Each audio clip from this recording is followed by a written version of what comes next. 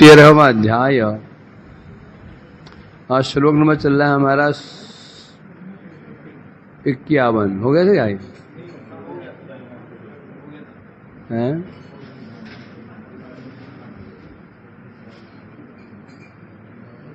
तो श्रवण किया इसमें कल हमने श्लोक में तस्मिन् प्रसन्ने सकलाशिषां प्रभो किम दुर्लभम ताभि अलम लवात्म भी अनन्य दृष्टा भजताम गुहाशय स्वयं विदत्ते स्वगतिम परम पराम। समस्त प्रकार के मंगलों का भी मंगल स्वरूप मधुर मधुर में तत् मंगलम मंगला नाम। समस्त मंगलों के मंगल स्वरूप श्री भगवान है, मंगल भवन अमंगलहारी। ऐसे यदि भगवान किस पर प्रसन्न हो जाएं, उसके लिए फिर दुर्लभ क्या है? जितने भी सुख हो सकते हैं, जागतिक सुख, स्वर्ग सुख, मुक्ति सुख, सिद्धि सुख, उसे दुर्लभ कुछ भी नहीं है, सब समझो उसे प्राप्त हो गया। परंतु अब भगवान संतुष्ट होंगे किसके ऊपर? अनन्य दृष्टिया भजतांग गुहाशय। अब देखो इसमें ना विरोधाभास है। अनन्य दृष्टिया अर्थात एकांतिक रूप में जो भगवान का भजन करते हैं उसमें भगवान प्रसन्न होंगे। अब ये कह रहे हैं जब भगवान प्रसन्न हो जाते हैं उसके लिए दुर्लभ कुछ भी नहीं है। उसके लिए ना स्वर्ग दुर्लभ है, ना भोग दुर्लभ है, ना मुक्ति दुर्लभ है, ना सिद्धि दुर्लभ है। तो क्या उसकी इच्छा होगी प्राप्त करने की? क्योंकि उसे भगवान संतुष्ट हुए कैसे हैं? एकांतिक भक्ति। एकांतिक भक्ति किसे कहते हैं? अन्याभिलाषा शून्यम ज्ञान कर्म अनावृतम। समस्त प्रकार की कामनाओं से रहित होकर के, ज्ञान कर्म से अनावृत होकर जो भक्ति होती है उस प्रसन्न होते हैं। जब पहले वो कामना रही, उसकी हृदय में कामना ही नहीं है, एक कामना है बस भगवान संतुष्ट हो और संतुष्ट होकर मुझे अपनी सेवा प्रदान करें। जब ये कामना ही उसके अंदर है नहीं, फिर क्यों कह रहे हैं? उसके दुर्लभ क्या है? इसे कहते हैं कैमुतिक न्याय।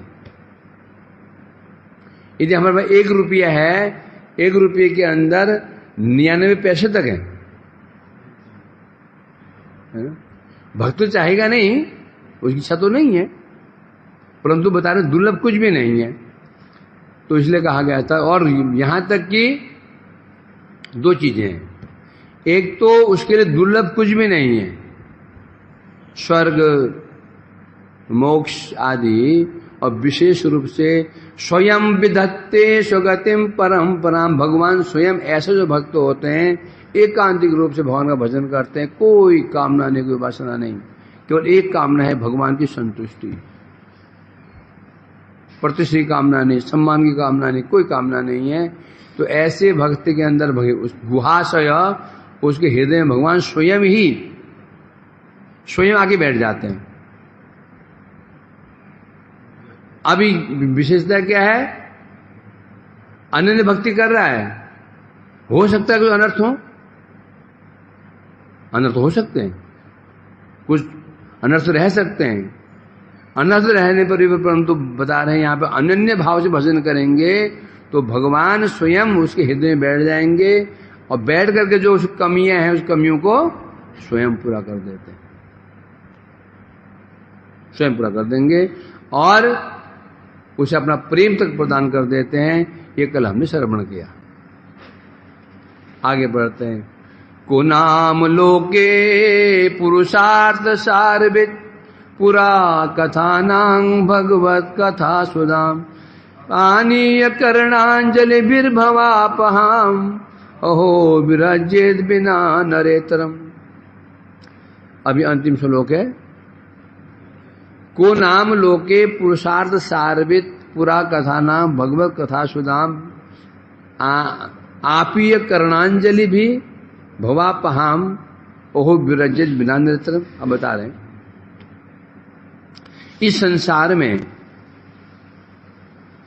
ये जो संसार है, इस संसार में नरेतरम नर इतर मतलब मनुष्य के अलावा कौन बचा? कौन बचा? बोलो ना, कौन बचा? बोलो, हम बचे हैं। नरेतरम मतलब पशु के बिना न अहो, मतलब अहो में बड़े आश्चर्य की बात या दुख की बात। अहो दो अर्थ में होता है। अहो, अहो ऐसा हो गया। अहो दो शब्दों में भी होता है। अहो, अहो एक शोक में और एक आश्चर्य में, बोला ना अहो, या फिर अहो, दोनों अर्थ ले सकते हैं। क्या बता रहे हैं? नरेतर अमल होता है नर इतर, केवल एकमात्र एक ही व्यक्ति है नर इतर, जो मनुष्य से इतर है, पशु। पशु को छोड़ करके पुरुषार्थ सारवित, पुरुषार्थ सारवेदता कौन? जो व्यक्ति पुरुषार्थ सार, पुरुषार्थ का सार क्या है? पहले शब्द है पुरुषार्थ, फिर उसका सार, फिर वित्त। पुरुष कहने से यहां पर जीव, आत्मा। अर्थ माने धन। आत्मा का धन क्या है? जो उसको जानने वाला है उसे कहते हैं पुरुषार्थ, फिर पुरुषार्थ, फिर पुरुषार्थ के भी सार। पहले पुरुष, पुरुषस्य अर्थ, पुरुषार्थ, तस्य सार, पुरुषार्थ से सार, विद माने जानना। जो व्यक्ति जान गया, क्या जान गया? पुरुषार्थ सार वेदता है। पहले तो ये पुरुषार्थ, अब पुरुषार्थ जगत में किसे हम कहते हैं? धर्म, अर्थ, काम, मोक्ष, इसे पुरुषार्थ कहा जाता है। धर्म मीन्स वर्णाश्रम धर्म, वर्णाश्रम मीन्स देह धर्म, देह धर्म मीन्स पितृ सेवा, मातृ सेवा, पति सेवा, देव सेवा, ये समाज सेवा। इसको पुरुषार्थ कहा जाता है जगत में। भोग, इसको पुरुषार्थ कहा जाता है, या फिर मुक्ति पुरुषार्थ कहते हैं। तो ये पुरुषार्थ है या नहीं है? जितने पुरुषार्थ हो सकते हैं उनका भी सार है क्या? भक्ति। जिन्हें जगत पुरुषार्थ हो सकते हैं उन पुरुषार्थ का भी सार है, वह है भक्ति। और विद मने जान, जो उसको जान गया, क्या? सवै पुंसांग परो धर्म, जीव मात्र का एक ही धन है, वो धन है भक्ति धन है। बाजार में जब जाते हो ना, कुछ भी खरीदने जाते हो तो क्या चाहिए होता है? पैसे। पैसे तो आप चीज खरीद लेते हो। उसी प्रकार से भगवान को यदि खरीदना हो, उन्हें प्राप्त करना हो तो क्या चाहिए? भक्ति चाहिए। जो समझ आता है कि क्या, जो समझ पुरुषार्थों का सार भक्ति को जान जाता है तो क्या होगा? पूर्व वृत्तांत मध्य संसार विनाशक, क्या बता रहे हैं? भवापह, क्या? भवापह, भवापह क्या होता है? भव अपह, भव का नाश करने वाला, संसार का नाश करने वाला। संसार का नाश कैसे होता है? एटम बम से है। न्यूक्लियर बम छोड़ दो, संसार नाश हो गया। हुआ क्या? एक व्यक्ति संसार नाश कैसे होगा? बोलो उसको घर में आग लगा दो, घर में पूरी फैमिली को जला दो, संसार नाश। घर जला, आदमी मर गया, जो जीव अंदर आत्मा निकली ना, वो संसार को लेके निकली है। संसार घर का नाम नहीं है, न संसार मकान का नाम है, न संसार खेती का नाम है, न धन। संसार किसका नाम है? आसक्ति का नाम है। जब मर गया, किसी ने संसार छीन लिया, मैंने उसे 10 फैक्ट्रियां छीन ली, गाड़ियां छीन ली, घर छीन लिया, सब छीन लिया, और उसका संसार नाश कर दिया, उसको और मार दिया। संसार नाश हो गया? नहीं, संसार नाश नहीं हुआ। जो उसकी मेन जो संसार है आसक्ति, इसको संसार कहते हैं। जिसे कहते हैं संसार, आसक्ति को संसार कहते हैं। एक व्यक्ति फुटपाथ पे बैठ के भीख मांग रहा है, बस उसकी संपत्ति की एक फटा बोरा है, एक टूटा हुआ बर्तन है, यही है इस संसार का। और एक भगवत भक्त है, अम्बरीश जैसे, पांडव जैसे, अच्छा विशाल राज्य, एक छत्र सम्राट पृथ्वी के, कई रानियां, राजकोष, राजकुमार, विशाल सेनाएं हैं, परंतु है कौन वो? भक्त है। उसका संसार नहीं है, उसका कोई संसार नहीं है। और जो भिखारी बैठा हुआ है रोड के किनारे, उसका संसार है, उसके पास गाड़ियां हैं, उसके पास महल हैं, है कि नहीं? महल गाड़ियां हैं। कुछ बिहारी फुटपाथ पे बैठा हुआ है, फुटपाथ पे बैठा हुआ है, उस गाड़ी महल है नहीं, उसमें गाड़ी महल है कि नहीं उसके पास में? विजय कैसे है? क्या? क्योंकि बैठे बैठे वो कल्पना करता रहता है। कोई गाड़ी के थार गाड़ी बोलता है, ये गाड़ी आंख भर बैठ गया, मैं गाड़ी बैठा हूं, घूम रहा हूं, अच्छा मकान की कल्पना, तो सब उसमें बैठा हुआ है। मकान की इच्छा, गाड़ी की इच्छा, धन की इच्छा, ये संसार है। और एक परम भगवत भक्त अमृत जैसे विशाल राज्य है, सब कुछ है, परंतु क्या बुद्धि है? आमार बोलते प्रभु आर के हो नाई, तुम्ही आमार माते पिता बंधु भाई, धन दारा सुता सुद तब दासी दास, एक संबंध आमी कौरी माता प्रयास। वो क्या जानता है? ये राज्य है, मेरी पत्नी है, पुत्र हैं, सब भगवान के। मेरा क्या है? मैं तो केवल, ये संसार भगवान का है, मैं तो केवल चौकीदार हूं, चौकीदार प्रहरी हूं। एक विशाल, एक बहुत बड़े घर में, कोठी में कोई व्यक्ति काम करता है, उसका अभिमान क्या है? नौकर है। उसको क्या अभिमान है? मैं केवल यहां नौकर हूं। क्या हूं? नौकर। तो यदि जो जैसे भक्त जो होता है, इसलिए उसका संसार नहीं है, इसे कहते संसार नाश होना। तो बता रहे हैं जो संसार, जो जान गया है भक्ति ही मात्र सार है, वो तब क्या करता है? वो संसार विनाशक भगवत कथा सुधाम आपीय करणांजलि, भगवत कथा सुधाम, वो फिर क्या करता है? और भगवत कथा अमृत का पान करता है। और हम पान कैसे करते हैं? गिलास से करते हैं, या लोटा से करते हैं, या फिर कैसे करते हैं? परिक्रमा कर रहे हो, गिलास हो गए, नल वो है तो अंजलि। जो भगवत कथा अमृत है तो कैसे पान करता है? करणांजलि। कैसे पान करता है? आए ना ब्रज में, गो वेणु गीत में, गावस्त कृष्ण मुख निर्गत वेणु गीतम पीयूष मुत्तभित कर्ण पुटे पे बनता है ना।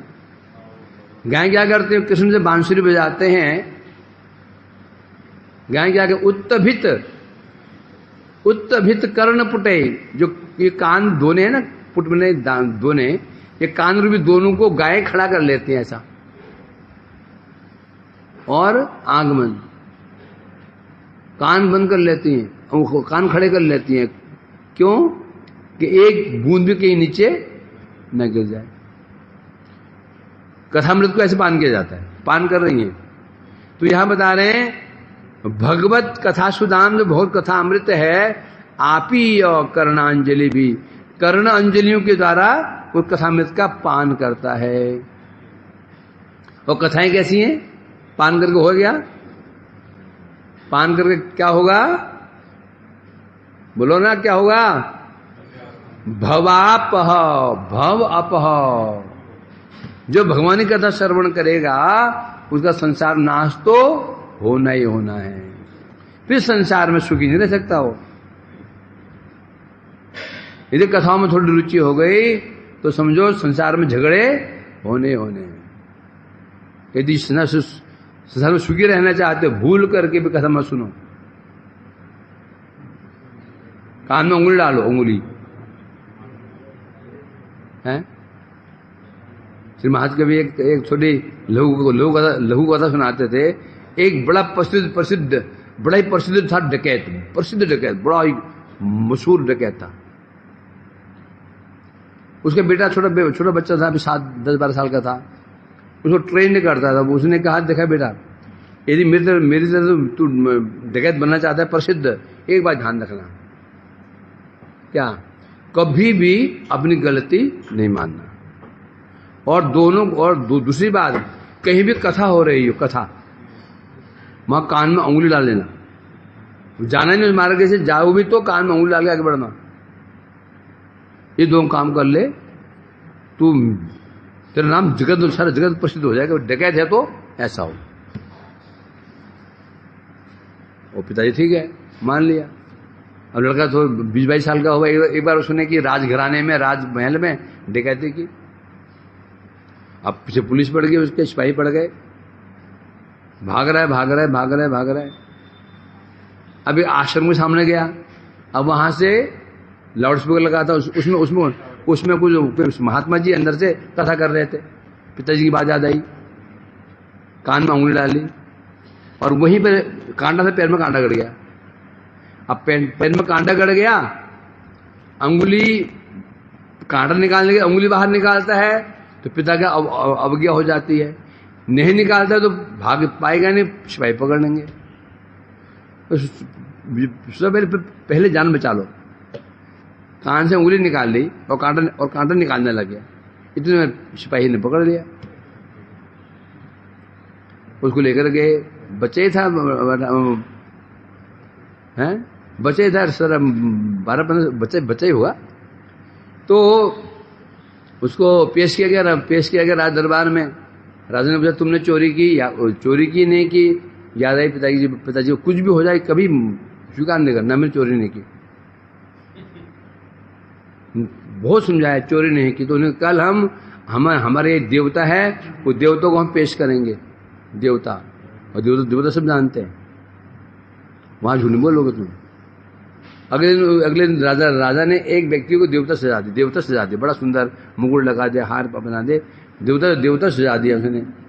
और सजा दिया तो सामने खड़ा कर दिया देवता को। राजा ने कहा, बताओ ये देवता है, अब झूठ मत बोलना।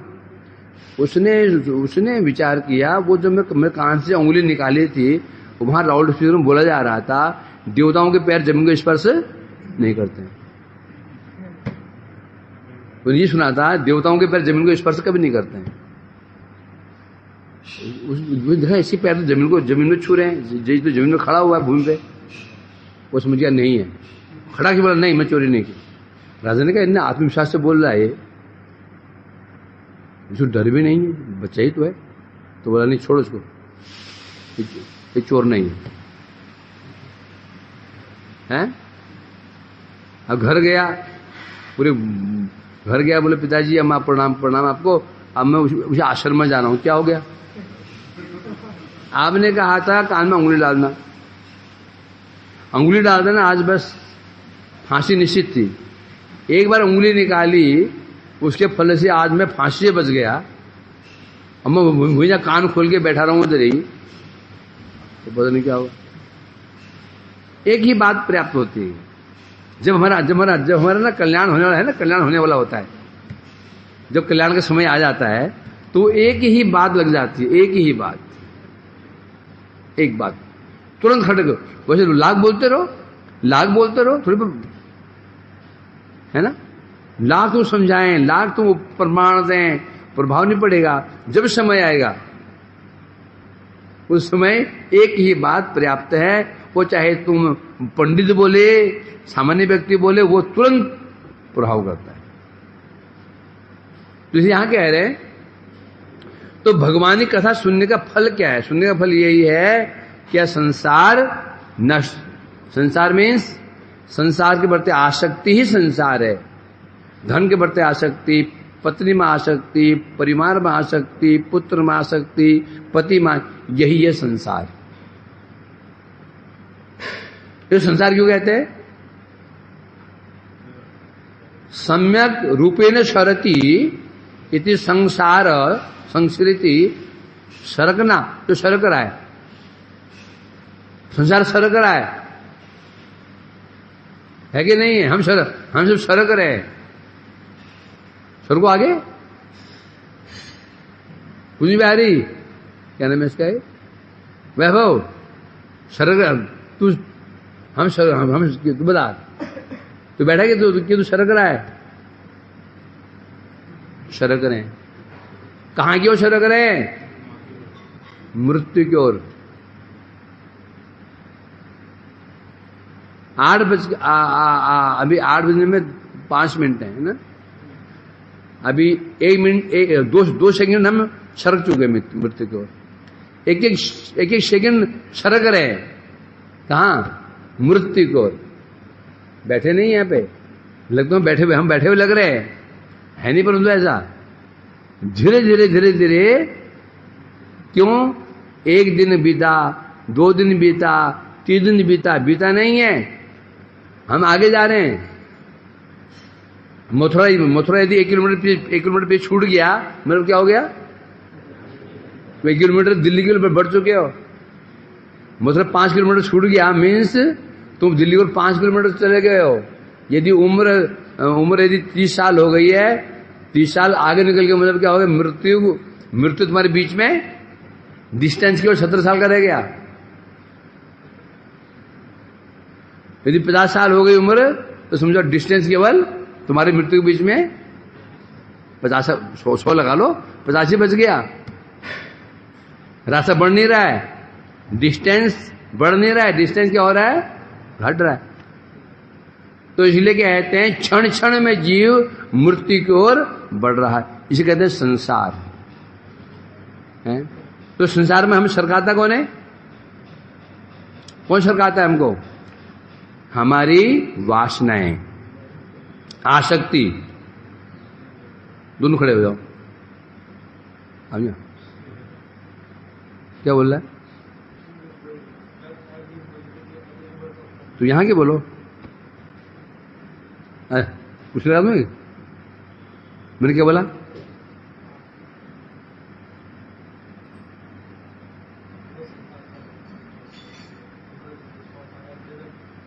लास्ट मेरी स्टेटमेंट क्या थी?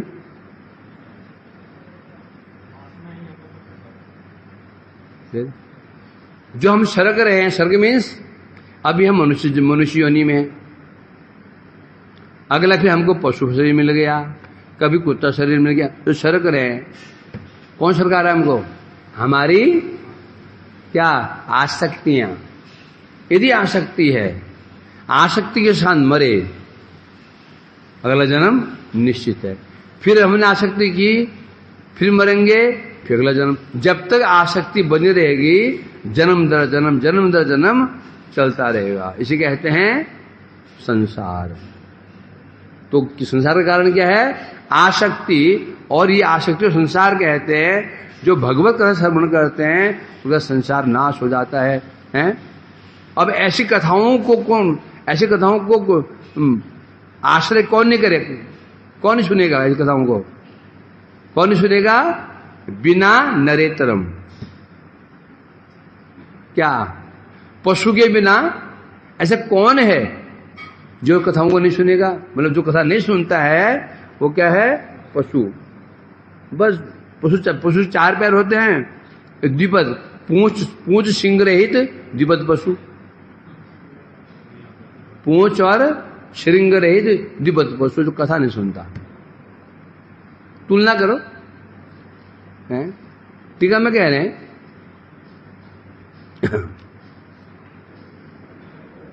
भक्ति परम पुरुषार्थ महाफल। जितने पुरुषार्थ जगत में हो सकते हैं, चाहे हम चाहे कोई पालन करें, हम ब्राह्मण है, क्षत्रिय है, वैश्य है, शूद्र है, ब्रह्मचर्य, गृहस्थ, वानप्रस्थ, सन्यास, जितने प्रकार के धर्म है, इनका फल है क्या होना चाहिए? भक्ति। भक्ति यदि नहीं हुई है, सब कर्म करने के बाद भी पुत्र पिता की भूत सेवा करता है, पूरी सेवा कर रहा है, अच्छी तरह सेवा कर रहा है, श्रवण कुमार की तरह, पत्नी सेवा कर रही है पति की, पति परम पतिव्रता है। कोई देश की सेवा कर रहा है, देश के लिए जान भी दे देता है। हमारे देशभक्तों की भांति सब कुछ तो किया और हरि भक्ति नहीं हुई, सब क्या हो गया, 0/0। तो कोई लाभ तो है ना, लाभ तो है। जब कुछ करेंगे तो क्या होगा, मैक्सिमम क्या मिल सकता है, स्वर्ग सुख मिल सकता है, बस उससे ऊपर नहीं। देशभक्ति की, पति सेवा की, पुत्र सेवा की, मैक्सिमम स्वर्ग तक जा सकते हो। और स्वर्ग भोग करने के बजाय फिर से मुशिको भव, फिर से जगत में आना पड़ेगा। तो ये कह रहे यहाँ पर, तो यहाँ क्या बताया, तो क्या तात्पर्य रहा, भगवत भक्ति, भगवान की भक्ति। जो इसको जान जाता है उसे कहते हैं सारज्ञ। सारज्ञ मीन्स सार को जानने वाला है। जो इसको नहीं जाना, सब जानता है, भक्ति नहीं जानता है, उसी जिंदगी इसमें पशु में। भक्ति पुरुषा लाभे साधन, किंतु स्वतः कुछ लोग ऐसा कहते हैं, भक्ति पुरुषार्थ प्राप्त करने का साधन है परंतु फल रूपा नहीं है। कोई लोग ऐसा कहते हैं भक्ति क्या है, साधन मात्र है, भक्ति करके पुरुषार्थ प्राप्त हो जाता है। भक्ति करके, भक्ति साधन है, क्या हो करके पुरुषार्थ प्राप्त हो जाएगा, धन मिल जाएगा, स्वर्ग आदि सुख मिल जाएंगे। परंतु भक्ति जो है साक्षात फल रूपा नहीं है। जगत में देखा जाता है ना, जैसे एक व्यक्ति जॉब करता है, जॉब के फल से उसको सैलरी मिलती है, परंतु वो जॉब फल रूपा नहीं है, जॉब फल नहीं है। जॉब करता है, जॉब को देख करके सैलरी मिलती है उसको। इसी प्रकार से जो सोचते हैं भक्ति भी एक जॉब मात्र है, साधन मात्र है भक्ति की, भक्ति के फल से उसको पुरुषार्थ मिल गया। पुरुषार्थ मीन्स धन मिल गया, पुरुषार्थ मीन्स स्वर्ग मिल गया, पुरुषार्थ मीन्स उसको मोक्ष मिल गया। परंतु भक्ति वैसे फल रूपा नहीं, जैसे जगत में साधन होता है, साधन अपना फल देता है, परंतु साधन जो होता है फल रूपा नहीं होता। होता है क्या, कोई भी आप साधन ले लो, कोई भी साधन ले लो, जैसे तुम अभी बच्चे पढ़ाई कर रहे हो, उसका फल क्या है, एक डिग्री प्राप्त होना, परंतु वो पढ़ाई फल नहीं है, पढ़ने के पश्चात डिग्री प्राप्त उसको होगी। मैं डिग्री प्राप्त होते ही अब पढ़ना उसको बंद करना पड़ेगा। जहां फल मिला साधन समाप्त। कुछ लोग ऐसे हैं जो भक्ति को भी केवल साधन मान लेते हैं, बस साधन बस हैं। जो ऐसा समझते हैं वो पशु हैं। कौन है, पशु ही हैं वो।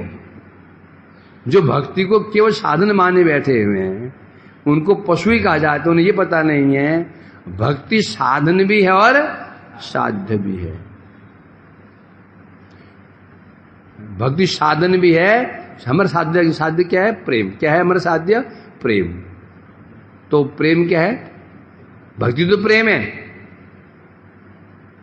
प्रेम भक्ति तो हमारा साध्य है। तो यहां कहा जा रहा है, अर्थात संसार ध्वंस कारिणी कहने से भगवान के कथामृत जब कर्ण दोनों में कर्ण अंजलि पान करता है तो संसार नष्ट हो जाता है। नहीं तो पशु व्यतीत कौन ऐसे व्यक्ति है जो कथा ना सुने। तो तुलना किससे कर रहे हैं, पशु, उससे तुलना पशु से की जा रही है। बल्कि ऐसे व्यक्ति तुलना पशु से करना पशु को भी अपमान है। क्या है, अपमान है कि नहीं। पशु गुस्सा आ जाता है ना, हमारी तुलना कर, पशु श्रेष्ठ है। योगेश, पशु श्रेष्ठ मनुष्य श्रेष्ठ हंस रहा है, बोलना।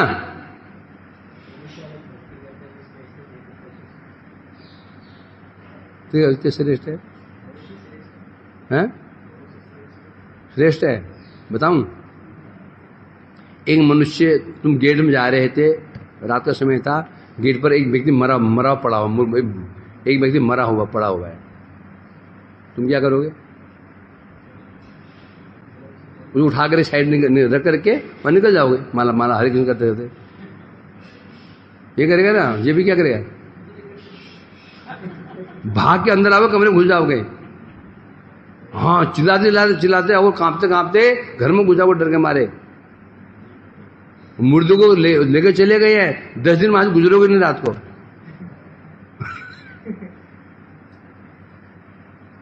हैं? बाहर निकलने से सामने एक कुत्ता मरा हुआ था, भी रास्ते में यहां तुम लाके चले जाओगे, पैर से उठो, पैर से साइड कर दोगे। नंदकिशोर जी, आदमी मरा था तो तुम डर के मारे जैसे तुम खा जाएगा वो, हैं? कुछ नहीं, आदमी का कटा हुआ हाथ पड़ा हुआ है रास्ते में, जा रहे थे, कटा हुआ हाथ पड़ा हुआ है, हाथ में अंगुली पड़ी है, अंगुली तो अंगुली पड़ी, अंगुली 2 अंगुली कटी पड़ी है सामने, अंगुली। क्या करो? उठा के डालो डस्टबिन में उसको, क्या करेगा वैभव? क्या हाल होगा उसमें? हैं? डर जाएगा भूत, हैं? पशु पड़ा हुआ है तो लात मार के भी उसको हटा देते हैं, कोई डर नहीं, कोई भय नहीं। और मनुष्य, और की बात छोड़ो, अपना बाप मर जाए ना, अपने बाप मर जाए, बाप पिता बोले एक दिन दोनों पिता पुत्र घर में रहो अकेले में, ले तो आसान नहीं, तो सिद्ध हो गया। तो श्रेष्ठ कौन हुआ? पशु मनुष्य। पशु भय नहीं है, कोई भय नहीं है। और मनुष्य ना इतना भयंकर प्राणी, बताओ, जिंदा रहे तो भय लगता है। तुम्हारे पास सूटकेस पड़ा हुआ है, 10 लाख रुपए, 1 करोड़ ले जा रहे हो, सामने कुत्ते हैं, डरोगे क्या? तो एक ही आदमी आ रहा है सामने एक ही आदमी आ रहा है, बस क्या करोगे? डर जाओगे। तो श्रेष्ठ कैसे है मनुष्य? हर विषय में क्या है श्रेष्ठ। फिर पशु हुआ, उसको खिदमत दबा दो, खाद बन जाती है, समझा कि नहीं? और आदमी को जहां जलाते हैं ना, शमशान में जलाते हैं, वहां पास से भी गुजर जाते, गुजर के फिर आपको ठाकुर सेवा नहीं कर सकता, इतना अपवित्र। छू मात्र लिया उस बंदे को, मरा मुर्दे को नहीं छुआ, जहां मुर्दा रखा था ना वहां पैर पड़ गया, क्या करते हैं? स्नान करना पड़ता है। और पशु मरा हुआ छू गया तो स्नान करोगे? सोचो, तात्पर्य क्या हुआ? भय हमको मनुष्य से है, पशु से कोई भय नहीं है ना? तो सोचो, यदि जो व्यक्ति भजन नहीं करता है वो मनुष्य होने पर भी पशु से भी गया गुजरा है, पशु तो भी अच्छा है, पशु तो भी अच्छा है। तो इसलिए कह रहे हैं, तुझे कान में भगवान का नाम नहीं जाता, क्या है वो? स्वाभिट ब्रहाउष्ट खरे संस्कृत पुरुष पशु न जत कर्णोपेत पतो नाम गता गर्जो। जिनके नाम में भगवान का नाम, जिनके कान में भगवान का नाम नहीं गया, 4 प्राणी उसकी आरती उतारते हैं, स्वागत करते हैं, आइए आज हम आपको अपना राजा नियुक्त करते हैं। कुत्ता, बिष्टा भोजी सुअर, और ऊंट और गधा, सोचो सास में दे रखा है। तो सोचो, इसलिए कहते हैं जो भगवानी कथाएं जो संसार का नाश करने वाली है, उन कथाओं को जो नहीं सुनता है तो वो पशु, परंतु कैसे पशु सुनेगा ही नहीं। तो वो कौन पशु है? द्विपद पशु, 2 पैर वाला पशु, पूंछ सिंह रहित 2 पैर का पशु है। ठाकुर जी यहां पर टीकाकार कह रहे हैं ऐसा। अथा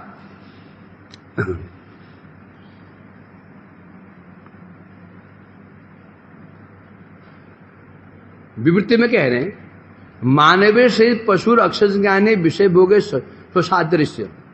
मनुष्य और पशु में एक समानता है, अक्षर ज्ञान के अनुसार विषय भोग, अक्षर ज्ञान के द्वारा विषय भोग। हम विषय भोग किसे करते हैं? अक्षर ज्ञान से, है ना। आंख से एक भोग करते हैं रूप का, कोई सुंदर स्त्री, सुंदर पुरुष, सुंदर दृश्य देखते हैं, क्या करते हैं? भोग करते हैं। मनुष्य, पशु भी ये करता है। पशु आंख से क्या करता है? वो भोग करता है ना। सब नहीं करता क्या? पशु नेत्रों से, अपने कानों से, अपने जिह्वा से, अपनी त्वचा से भोग नहीं करता? करता है। मनुष्य भी ये करता है। कौन? जो मनुष्य अक्षर ज्ञानी है। अक्षर ज्ञान होता है पूरी तरह से इंद्रियों के अधीन है। वो व्यक्ति और एक पशु दोनों समान है, क्योंकि दोनों किससे काम कर रहे हैं? दोनों इंद्रियों से काम कर रहे हैं। पशु भी कोई कार्य करता है वो इंद्रियों से करता है, और मनुष्य भी इंद्रियों से करता है। कौन? इंद्रिय ज्ञान से। तो दोनों समानता है। आहार निद्रा भय मैथुन जो पशु करता है, मनुष्य भी कर रहा है ना। सामान्य में तत् पशु भी नरनाम। आहार निद्रा भय मैथुन च सामान्य तत् पशु भी नरनाम। क्या है? इन चार क्रियाओं, जो चार क्रियाएं पशु करते हैं, मनुष्य भी करते हैं। इस दृष्टिकोण से समान समान है। हाँ, धर्मो तेषाम एको विशेषो। बस एक चीज है जो मनुष्य को पशु से अलग कर विशिष्ट बना देती है, और वह है धर्म। धर्म कहने से भगवान की भक्ति। भक्ति करता है, फिर वो मनुष्य क्या है? फिर मनुष्य देवताओं को पूज्य। पशु की बात ही क्या है? यदि भगवत मनुष्य भक्ति करता है, क्या फिर क्या बन जाता है? वो देव पूज्य। क्या बन जाता है? देवता भी उसकी पूजा करते हैं। क्यों करते हैं? कि भक्ति करने लग गया हो। देवताओं की बात छोड़ दो, स्वयं ब्रह्मांड नाथ से भगवान भी उसके वश में हो जाते हैं। ये भक्ति की महिमा है। दुर्भाग्य की बात है, व्यक्ति भक्ति करेगा ही नहीं।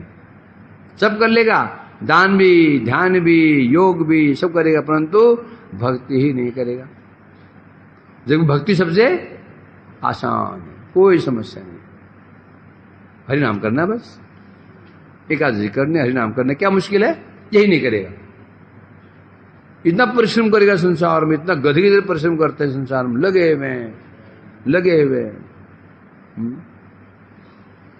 पशुगण मानव नाम अनुपयुक्त व्यक्तिगण हरिकथा योग्यता लाभ करे ना। बता रहे, पशु हो या मानव हो, जो व्यक्ति अनुपयुक्त है, अर्थात वो व्यक्ति हरि कथा श्रवण योग्यता लाभ नहीं करता, अर्थात हरि कथा श्रवण के लिए ये क्या योग्यता होनी चाहिए? कथा श्रवण के लिए क्या योग्यता होनी चाहिए? श्रद्धा होनी चाहिए।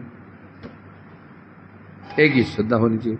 श्रद्धा यदि किसके अंदर है, वो योग्य है।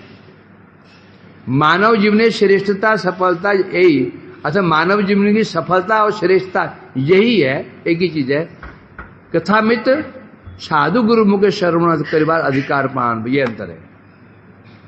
अभी यहाँ पर अभी कथा चली ना, अभी सुअर सोचे चलो मैं भी थोड़ा सब परिवार जाऊं, थोड़ा कुछ सुकृति बना करके आऊं, लमालम करके गिर चाह रहे, आगे सुअरी 12 बच्चे पीछे, आराम से बैठ के बीच में आगे। तुम क्या करोगे? तुम भाग जाओगे यहां से, ऐसा है कि नहीं? पूरा परिवार लेके सुअर आ रहा है, चलो कथाएं चल रही है तो कुछ कथा सुन ली जाए, हैं? नहीं, उसको अधिकार सुनने का नहीं।